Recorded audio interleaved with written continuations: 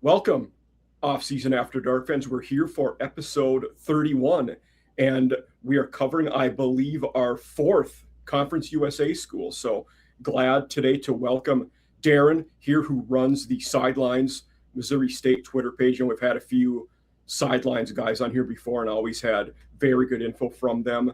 But Darron, wanted to say thanks for agreeing to be on here today. I always love when our fan bases, predominantly we have an SEC listening crew, when they can get other schools, in states with their flagship school in the SEC. That's always good for us. So thanks for being here. And what got you into the space, doing sidelines, following Missouri State? Are you a alum of the school? I am, and thanks for having me on, Mike. Absolutely. Yes, I'm a longtime Missouri State fan and booster. I graduated in '93 at Missouri State, at the time Southwest Missouri State, before the name changed. Yep. And so, yeah, longtime fan of all the programs. And once we started talking about making the move to Conference USA, I saw Sidelines needed somebody to run. I'm like, I can do this. And it's really kind of grown into something pretty big around here. It's been nice. What year did you start doing that? About a year ago. Okay. Because I was curious if it was, during the Beard tenure, Petrino, or back to the Dave Steckel year. No, it was during the Beard tenure. Well, toward the end of the Beard tenure, actually, during our first year of Conference USA. Gotcha. Okay. So I think that's a good starting spot for us. I feel like relative to most teams that move up from FCS to FBS, very successful year for both you guys and Delaware being new members. Yeah, I was quite pleased with that. I wasn't necessarily surprised. What people I don't think a lot of maybe your listeners know about Missouri State is that Missouri State is a very large university with a very strong potential to it. You hear that thrown around all the time. You hear the term sleeping giant thrown around everybody throws that around. But in Missouri State's case, it really is true.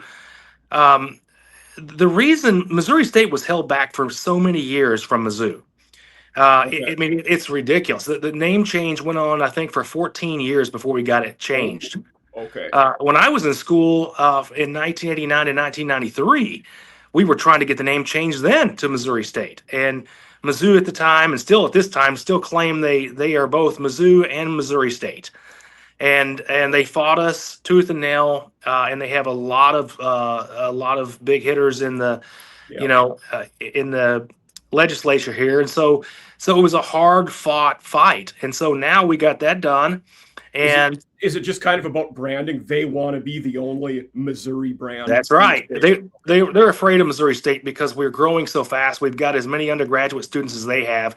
The only thing they've got over us is graduate programs, because they got the medical school and the law school and the dental school. Per law that they set up back in the 1800s, nobody else is allowed to have a medical school, a dental school, a law school, optometrist. I mean, there's like 14 things you can't have. Yeah. I just came out of a battle in Jefferson City at our capital legislative, where Missouri State finally got the ability to offer PhDs. We couldn't even offer a single PhD until now. Yeah. And we fought them tooth and nail to get that done. And I understand, being in higher ed, how that's a cyclical fight, because when you're offering that, you're going to create way more research and get way more money. So if you can't do that, you're perpetually going to be left behind. That is correct. And so every thing that we have earned. And once we get these shackles off us, and it's just a matter of time, then the school's really going to grow. Our president, who's very aggressive, he's got the goal of 30,000 students by 2030. And we're at 26 and a half right now, 26,500. So very attainable goal. Absolutely. Yeah, that's a good backstory. I didn't know that there was all of those roadblocks, and one of the things, you had touched on, you said you weren't necessarily surprised. One thing for me is, being a native Minnesota guy, I remember several times last offseason, me and one of my buddies were talking like, when people start watching them, they're going to be impressed with Jacob Clark. He's a good player. He had a good arm. And even I was at the game when they came here to Marshall and got a win. So did you come to Huntington for that game? I did not, Okay. but I did watch it on TV, and you guys have great facilities there. It's a beautiful place, and I hope to make a game there at some point for sure. No, it's definitely it was a fun one, but I mean, with Jacob Clark, coming up from following you guys to FCS, and he was just such a big-bodied guy that had part of it, with the age now, he'd played so much college football, he was just a veteran and had seen everything. So I think having him helped a ton. And you saw that when he got injured, you saw flashes, but the team wasn't the same. Huge drop off at the time. Yeah, our backup was a freshman, and he was a good backup. He left for Coastal with the whole coaching staff. But I mean, it's a huge drop off from a 6-year senior or 7-year senior to a freshman. At that point. So I remember seeing one. It was when Jacob Clark was a freshman in college. Deuce Bailey was in 8th grade.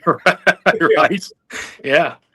Yeah, I believe it. And so, we've it was better than I expected. I mean, I thought we'd be okay. I thought we'd compete out of the gate because the Missouri Valley Football Conference is such a tough conference. It is. Yeah. And I think we were prepared for that. But we were better than I thought. We had a better run than I thought we would have the first year. So hopefully we can build on that with a new coaching staff. And it hurt, with 2 of your first 3 games, you pretty much knew they were going to, with USC and SMU, you're not going to win those games moving up. So you knew, you were going to be behind the 8 ball then. But then, you went on a heater and won 5 games in a row. Yeah, we had a chance in that SMU game. We went up 10-0. It was brutally hot that day. It was like 110, and everybody was dying out there. The players were dying, and we just they were just better than us. I mean, SMU at the end just kind of the third and fourth quarter kind of took over. But we play them again this year, and we play Marshall again this year. But it's going to be interesting at SMU because we go there, but we have their offensive coordinator now. Yeah, that's right.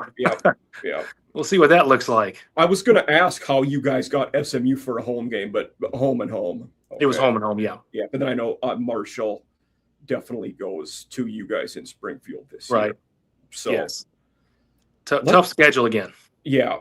And, the bowl game, was a battle. Arkansas State was a decent team, but that game was down in Texas, right? Xbox. It was in Dallas, and we were playing with 2 hands behind our back because our coach couldn't coach. He left already. We had several players that didn't play because they were putting themselves in the portal and they didn't want to get hurt, and they were so once the coaching staff leaves, you're really in trouble, and if you're going to try to play a bowl game. And we got behind early, and I was very proud of the team that made a great comeback and almost won the game toward the end, but I just didn't. My expectations were very low based on what I knew was who was going to play in that game. That's tough in those games. Yeah. I remember defensive line and offensive line. That was the problem there. We were missing 2 on each side. Because I remember watching a bit of it. It's like you had Clark and Shamari Lawrence, and that was about it for that was it. Dudes. Yeah. Yep. But I mean, anytime you go to a bowl game in your first year in FBS, that has to be a win, considering there's the extra layer of they don't just let you go to a bowl game your first year anyway. So it was so much fun. I mean, we had a lot of people that went and got a taste of it, and a lot of people at the FCS level, when you're in that level. I was never one of these people, but a lot of those people are brainwashed. Like, wouldn't you rather win a championship at the FCS level than play in a low bowl? The reality is they don't understand the difference, because if they did, they wouldn't say that, because it's so much different. It's so much better. I'd rather play in a low bowl any day than play in the national championship at FCS. Yeah. No, I definitely get that. And I'm not knocking FCS. The FCS playoffs are great. Making a deep run there is fantastic for all the schools that do it, but it's a different ball game when you're going to those bowl games. And that's a good transition to you talked about you had the interim coaching staff with losing Beard to Coastal Carolina, and then your interim coach that game, I believe, was Nick Petrino, that also followed him after, correct? Correct. That's correct. Yeah. Um, with the Ryan Beard situation, was the writing on the wall earlier, in October, November that he might leave, or was that a late developing thing? I am good friends with Ryan, and so I talk to him all the time, and I knew that he was at the point where he had just won, pretty big, and he got us to a bowl game the first year. So you got to capitalize on those things when they happen, because you don't know what next year is going to bring. His quarterback's leaving. There's a lot of Yeah. question marks there. And so I knew that he was going to look, and he made no secret about that. The administration knew he was going to look to see what was out there, and just like anybody would who was in Yeah. his position. I was a little surprised he ended up at Coastal, Yeah. honestly, but the money was good. They offered him a lot of money, and promised him a lot of NIL money over there. So. And I just think he was probably just ready for a change. I think you get to a point, some coaches that get itchy feet after 4 or 5 years and ready to see what they can do elsewhere. Yeah. One thing that surprised me a little bit was, like you said, going to Coastal. And my thought process there was, if that was your best option, would he wait another year or two, and when Western Kentucky opened, go back home, to the alma mater? He still may end up at Western eventually. Yeah. He has said time and time again to me and to others, he really wants to go home, and so it's not out of the realm of possibility that he might end up at Western one day coaching there and be very happy and stay there long term. Yeah. He loves it. He loves that area. And it's a great program. They're one of those G5 teams that continually are winning 8 games every year. Yeah. And that's tougher at the G5 level, because you're typically going to be sacrificial lamb in a couple non-con games. Yeah, for sure. Yeah. Yeah, it's a great program. It's well run. They have good facilities. So we'll see where that brings. I mean, that could change if Ryan wins big at Coastal. The next step is P4, and he may decide he likes that level pretty well. So we'll see how that goes. But he's a great coach. Think nothing but the best of him and his family. They're wonderful people. I think it's great attitude to have. And I was kind of in the minority here at Marshall, but when Charles Huff left, it was like, you knew he was going to look. He's a heck of a coach. Granted, I think Southern Miss probably thought they'd get him for longer, but at Memphis now, and it happens. He's a great coach too. Yeah. And at the G5 level, I mean, you just get used to it. It's a revolving door. I mean, we just don't have the money to pay P4 money and what some of these other schools are willing to do. Yeah, 100%. Yeah. But now in my writing for Mike Farrell, I typically, whenever a college job opens, I write up, a candidate list for it. And Casey Woods was on my list. Happy to say they're definitely hit and misses, but you guys ended up hiring Casey Woods, who'd been coordinator at SMU, made a playoff run there, had been at in-state at Mizzou before that. So, tell my viewers out here that might not know him, what are you guys getting in Casey Woods? Yeah, Casey's dynamic. I am impressed with him. I have seen him speak multiple times since he's been here. He does not sleep. He is at every Rotary meeting. He is at any function that'll have him speak at, he's speaking at. And he's bringing his staff with him. And he's recruiting the state. He has said he's going to recruit the state of Missouri harder than any coach has ever recruited the state of Missouri here at Missouri State.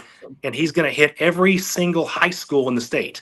And have presence there. And so they're done it. They've already gone to like 75% of the high schools already in the whole state of Missouri in this short period of time. It's crazy, this blitz that he's doing.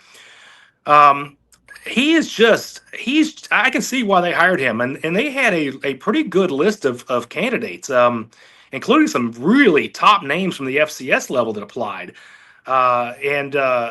And I was told Montana State's coach applied, and he would have been a really good one. Yeah, Brent Vegan. Yeah. But when they interviewed Casey, they were bowled over. He is ready for this job. He is very excited for this job, and he has a good game plan. So we'll see how it all plays out. But I'm optimistic this year. Awesome. Yeah, I remember when I talked about him, it was Casey Woods was one of them, and then you talked about FCS guys, Nick Hill at Southern Illinois, and then Tim Yep. Beck, Vanderbilt's coordinator, I remember, was the guy that was mentioned for that one Yep. too. I think there were 17 or 18 applications, and they That's narrowed it impressive. down pretty quick to about 6. Yeah. But the president told me, he said, man, when we met Casey Wood, he said, as far as I was concerned, it was over. He won us over really quickly. And Yeah. we just think he was the man. That tells me a lot. If you have that many candidates and you leave the room knowing this is our guy, Yeah. you're doing something right. Yeah, I think so. And one of the hires that impressed me a lot is a guy that I can't say I know well, but I've met a few times, Jack Curtis at D coordinator. I mean, super, impressive resume, been, at the top, FBS and FCS for a long time. So about 15 or so years ago, I was a grad assistant at Northwestern State in Louisiana. Jack had been there a few years before as D coordinator, D-back coach, and he coached with several of those guys at Henderson State, Arkansas State. So, know Jack, a little bit, and everybody I know says that he's just top notch as a D coordinator. Yeah, that's what Casey said. Casey says we'll have the best defense in Conference USA this year, just based on Jack. He's like, Jack just knows how to draw these plays up and keep his players motivated. But I met him once. He's something else, man. And really, he came home because he played football at Evangel University, at a small Christian university here in Springfield. Oh, I was thinking he was a Central Missouri guy. I didn't know that. Okay. No, so he was here at Springfield. He loves Springfield, and so that's kind of how they got him. He wanted to come back here. Okay. Yeah, I didn't know that. Yeah, he's dynamic. This whole coaching staff they put together has been dynamic, and again, coordinator was at with Scotty Waldron at UTEP, correct? Correct. Yeah. Yep. And he seems to be really good as well. Time will tell. You know how this works. How do you say is it Kala or Sala? How do you pronounce his last name? That's a great question. I think it's Kala, but I'm not 100% positive on that. But it's like anything else. Better. I mean, they sorry to cut you off there, but they were so far behind the 8 ball when him and that staff went into UTEP. And not that the wins haven't come yet, but I think they will. They improved a lot on that side of the ball when he was there. Right. Yeah, definitely. And UTEP's, moving up to the Mountain West, so they're gonna they got their work cut out for them, But I'm impressed with the staff. I'm impressed with the recruits they brought in. But it's like anything else.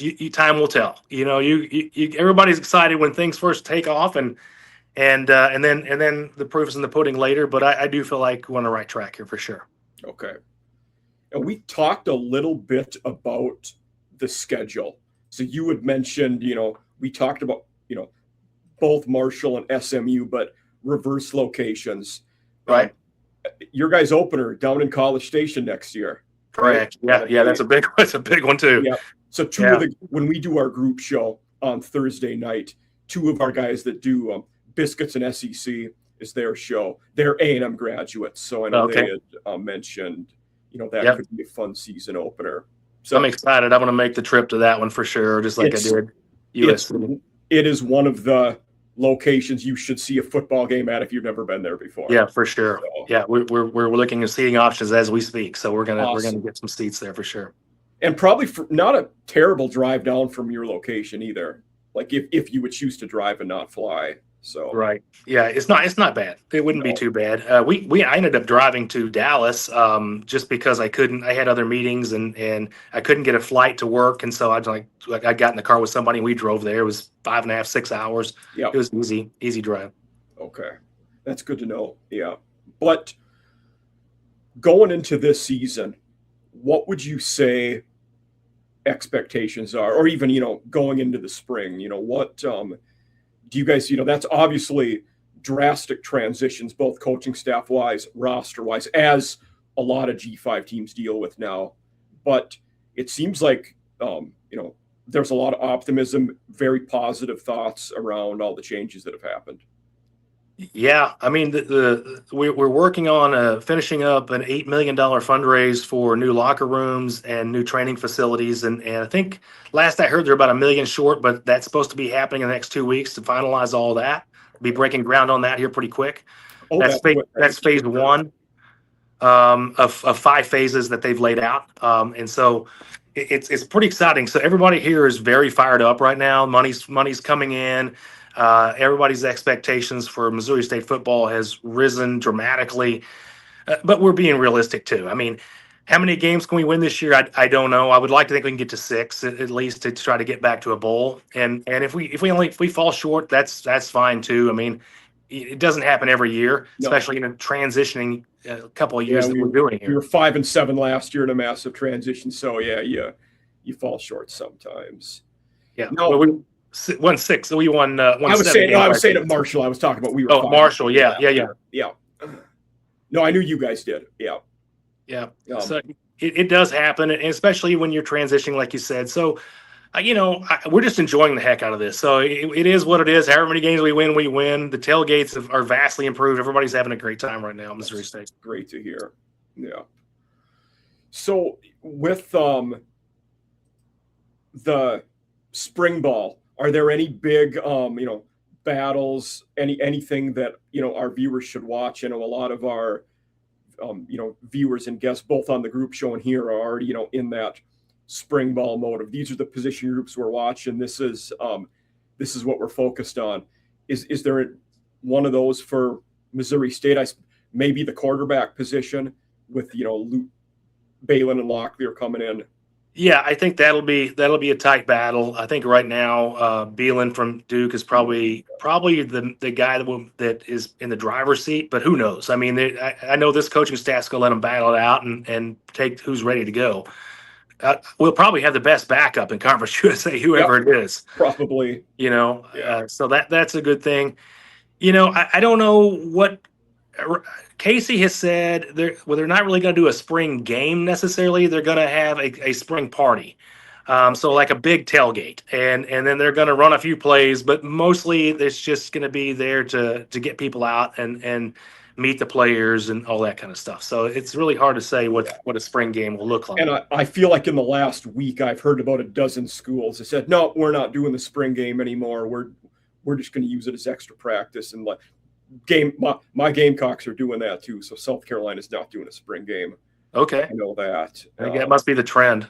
I think so. And I don't know if it's just looking at more practice or you're worried guys will have a good spring game and then potentially hit the portal. But the portal's different now, in the spring. Right. So I don't know what the thought process is. But you're going to have some hit the portal. They always do. Absolutely. Yeah. And it works both ways. They'll pick up a couple out of there too, backfill some slots. But yeah, not everybody can start. Everybody comes in with the expectation they're going to start, but not everybody gets that job. So certainly. And we're still seeing guys now who, P4, G5 guys who hit the portal, didn't get the offers they wanted. So we're seeing some commits every day I mean, we've seen a lot of FCS commits lately, which tells me, hey, that guy went in the portal and didn't get what he thought he would. So that's where he ended up. And that's the unfortunate side of it. It's dangerous. Well, you go into that portal, you better know what you're getting into, because most players, I'd say the majority of them, do not better their position when it's all said and done. No. And you feel like most of them that do better their situation, I hate to say they were tampered with, but certainly they knew up front that, okay, I'm probably going to have these offers, so it's not a big jump to go in. That is correct. But the other thing is, you jump from a G5 to a P4 or an FCS top level to a P4. They're going to promise you everything, but what usually happens 9 times out of 10 is you get there and you're 3 deep. And you never get to play. And then you're like, well, I got all this money. They paid me, $550,000 to sit here. Yep. And then you got to decide, well, how is that helping you because all of them have NFL aspirations and, whether it's realistic or unrealistic. That's correct. Yeah, exactly right. Yeah. So the very big topical FCS, FBS news the last day or two, North Dakota State, moving up from Missouri Valley, a conference that well. And, I had mentioned this on our last episode here. I've been fortunate enough, being from Minnesota and, coached high school there to have coached a few guys that played at NDSU and had a lot of everybody that goes there has success. So it's like, yeah, you're going to win a title in 4 years if you go there, usually. Right. But What are your thoughts on them moving up? Them moving up didn't surprise me. How Right. quick it's happening surprised me. Yeah, I don't know how quick. To me, it seems like they've been in talks for a long time. And Yeah. I saw an article this morning from their local media there that said that they had done all kinds of studies for Mountain West over the last 3 years. Okay. It's been a very deep on and off conversation for 3 years. But I know when we moved, we had to do a feasibility study. They had to do a feasibility study for the conference there. There's been a lot taking place that behind the scenes that most people just weren't aware of. I'm not surprised they moved up. I mean, they've been wanting to do it. Yeah. What surprised me, though, was the price tag for them to move up. When we moved, we paid the $5 million to go in. Yeah. We didn't have an entry fee. I don't think we had an entry fee to Conference USA. If we did, it wasn't that much. But they're paying. I feel like CUSA's in the spot now where you kind of have to take everybody that wants to join. Yes. So, yeah. So $12.5 million is what they paid to join the conference on top of the $5 million. So now there's $17.5 million. I didn't know that. I saw the 12. I didn't know there was an extra 5. It was $12.5 million according to their local media, and then you had $5 million your entry fee to go from FCS to FBS, which is what we paid to. So now they're at 17.5. They are sitting their roster. They don't have the scholarships yet. They haven't added all the extra scholarships. There's a bunch of extra costs that's going to occur over the next 2 years. On top of their budget, they have the lowest budget by far. By their budget right now is $30 million. The lowest budget in Mountain West is $45 million. So they have to increase their budget $15 million just to get to the bottom of the conference there. So now you're talking $32 million plus $2 million more for scholarships, $34 million, and you're just getting started. Yeah. So it's a lot of money they've had to come up with, and I know that donors stepped up. There's a lot of oil money there in North Dakota, but that's a big meatball sitting out there. It is. Yeah. So you see everybody on Twitter saying, "Oh, they'll compete right away and they'll be top 3 right away." I don't know that happens. Because of the scholarship stuff, sure, their top level guys will be good. Your depth will not. You will not be able to maintain injuries and depth as much as the rest of the conference, though, because of that. You're right. It's going to affect you at some positions. You're right. I mean, most teams that do the transition do it like Missouri State did, where they take a year to add the scholarship, so that at least when you come in, you have equal number of players. They may not be as good as what the team you're playing is at the G5 level, because that takes time to get really good players in there, especially on your backups. But to go cold and go straight in with no backups, I mean, JMU did it, and they made it work really well. So if anybody could do it, North Dakota State could do it. They're a powerhouse. Yeah. But I know Delaware and Jacksonville State both did it the way you guys did, and Jacksonville State clearly has done it the right way. Yeah. So, yeah, definitely. Great program. But Sam, did Sam Houston do it right away, or did they take the year as well? I forget. I think they took the year. Okay. I'm pretty sure they took the year, and so I think the only team I know that went straight up did it right away was JMU. Yeah. And now North Dakota State. But they have a two year period, unless probationary period. They can't make a bowl unless there's an opening like we had this year. So that could happen for them. But their team thinks they're going to make the playoffs in 2028. And I'm like, geez, you don't understand. I don't know if you quite understand what this looks like here to make the playoffs, and maybe they will. And the other thing that I think a lot of their people don't get was O&D line wise, you're in a pretty decent recruiting area. You're doing well. Skill position wise, you're miles off of those teams at this point. That's where you really are going to have to go national. They'll be able to do it, but it doesn't happen overnight. It's going to take time. You're also the way you play on offense, you might not attract those receivers and some quarterbacks just because of the way you play. Yeah. That's true. And I mean, North Dakota State has built their success in FCS, out of places like Minnesota, and there are no other Division I schools in North Dakota or South Dakota State except for FCS. And I've said they've done great in Minnesota and Wisconsin. You get those guys that aren't quite Big Ten ready, and then they go to you. Right. Yeah. And they'll still continue to have some of that success for sure. I just don't know. We'll see. I mean, if anybody can have the success at the next level quickly, JMU did it. So there's a model out there, and maybe they can do it. And I think they'll get it figured out. I just think there's going to be more stumbling blocks than what a lot of people think there's going to be before it's all said and done. But we'll see. I could be proven wrong there. Who do you think will be the next FCS team to make the jump? I feel like South Dakota State's would be the common answer, and they would make sense. You know, they're also well funded, but yeah, some people say Sacramento State could be. I don't know. Well, I think the bar has been set now that the $12.5 million that North Dakota State paid. I don't think anybody's getting into any league of any sort in MAC, Conference USA, Sunbelt, anybody without coming up with at least $10 million to join. I think that's the new bar because they can get it. And so Sacramento State is throwing it out there. They're going to give $10 million to get into the MAC if the MAC will let them in. They might, because it's $1 million a team that they're going to get, and that's a lot of money in the MAC. An extra, that's like another media contract. It is. Yep. So as it relates to South Dakota State or Montana State, the sports writer from Fargo said it best today. He said, people asked me that question too, and he said, "Here's my answer. We've been working on this for basically 10 years. We've done feasibility studies. We've talked to different conferences.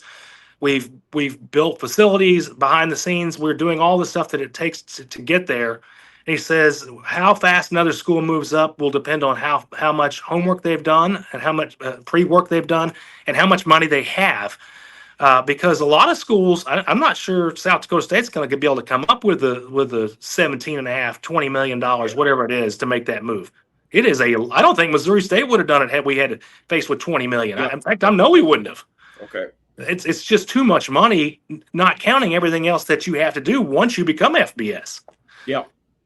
Yeah. I mean, your costs don't stop there when you pay. It's not like you pay that fee and it's done. Well, no, you got to sustain that. That's the entry fee. The other interesting thing about North Dakota State is I want to see what their payout is because they're coming in as football only. Yep. So they're going to get a reduced payout. They may not even get a payout. I don't know I haven't seen it reported yet, but the Mountain West may say you're getting no payout for 2 or 3 years on top of the fee that you paid.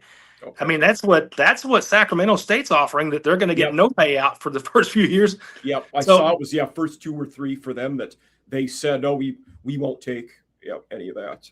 That'll be, I'm really going to be interested to see what that contract with North Dakota State looks like, because that's the bar. I'm telling you right now, that's the new bar for FCS teams to get in. That's going to be where they're going to be to other teams that want to make the move. Makes sense, yeah. But we've reached the end of our road here, Darron. I want to thank you for being on. Like anybody who wants to follow, they can see the banner at the bottom, the Sidelines Missouri State. It's been great to have you here, and I look forward to hopefully collaborating in the future. It was awesome. Thank you so much. Yeah, it was great. Well, you know what? We'll have you on our show at some point too, on our sidelines. That'd be awesome. Yeah, we'll get you on there for sure. Awesome. Okay, Mike. Everybody. Thank you so much. Bye bye.